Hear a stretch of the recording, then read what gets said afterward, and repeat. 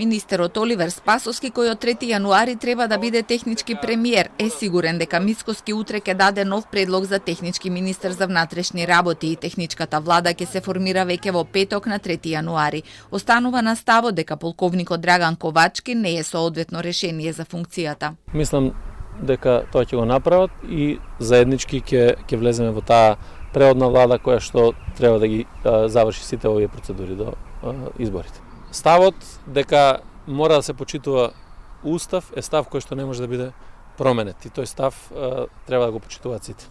За другите предлози од опозицијата, Спасовски начелно нема забелешки. Председателот на ВМРО ДПМН утре најави дека ќе ја извести јавноста за конечната одлука дали ќе даде нов предлог за технички министер за внатрешни работи или ќе остане на ставот, дека Ковачки треба да го предводи ова министерство во следните 100 дена.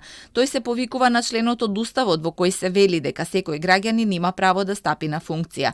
За министер за труд и социјална политика ја предложи Рашела Мизрахи, доктор на науки по биохемија, за дополнителен заменик министер во информатичко општество и администрација, актуелната пратеничка Невенка Стаменковска, во финансии Гордана Кочовска, магистер по економски науки, а во ресорот земјоделство Цветан Трипуновски, поранешен пратеник. Од СДСМ минатата недела соопштија дека покрај Оливер Спасовски Мила Царовска ќе биде вице-премиер за економски прашања.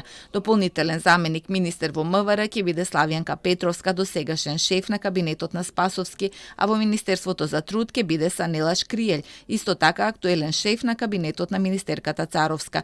Техничката влада треба да се формира најдосна до петок, кога премиерот Заев треба да си поднесе оставка.